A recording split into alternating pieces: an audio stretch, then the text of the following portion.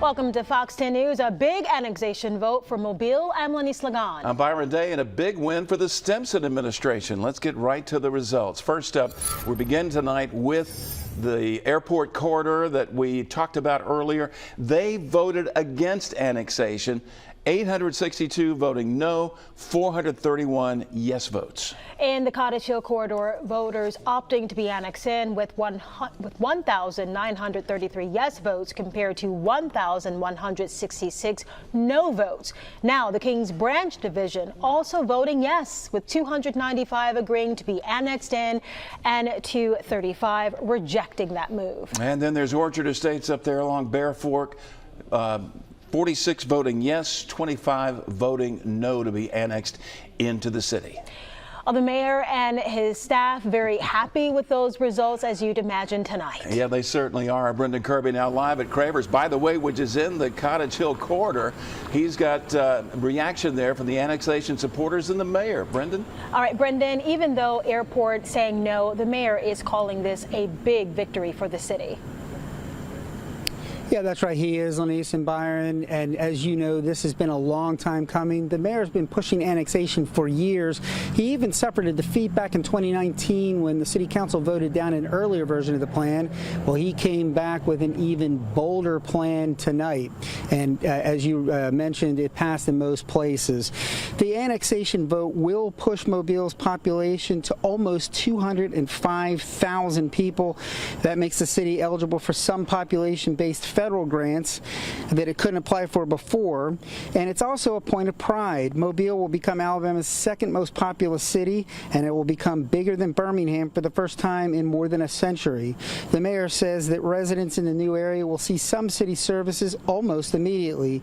That includes ambulance services. Other services like garbage collection will take a little longer. The city is targeting that for October. And that's also when higher sales and gas taxes will kick in. After a 5-year moratorium, the new Mobilians will also start paying property taxes. But those details are for another time. Tonight, the mayor was in a mood to celebrate. He says that it reverses a long population slide, and he hopes is something Mobile can build on. This was conceptualized. We knew that we had to be a growing city, okay? And it just tees up everybody for success. And not just those, the citizens in Mobile, but those that be part of Mobile, but also the entire region. So this is a springboard for us going forward. This also was a big win for the West Mobile Annexation Committee, which has been lobbying for years to come into Mobile. Coming up at Fox 10 News at 10, I will have that part of the story. Reporting live in what is now Mobile, Brendan Kirby, Fox 10 News. Oh, nice touch there, Brendan. Thanks very much. Okay, the airport corridor, the only area not voting to be annexed to Mobile. Could they lose Mobile police and fire protection?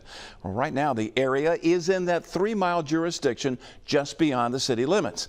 Last week, Mobile City Councilman Joel Daves went public with his thoughts about cutting out police and fire coverage if any area did not approve annexation.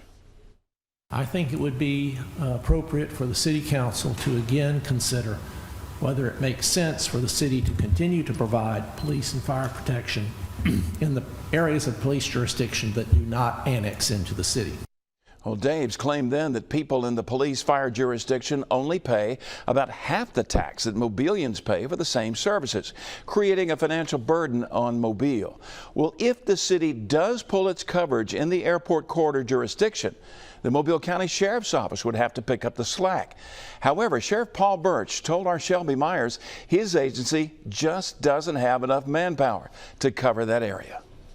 Well, this is a developing story, and Fox News will continue to keep you updated on the latest with this annexation vote. The effects of the results will keep you informed on air and online. For as getting the news when it happens, remember to download that Fox 10 News app. It is a free download for Google or Apple app stores. If it's easier, we do have a QR code that you can scan from our website, fox10tv.com, using the camera on your smartphone.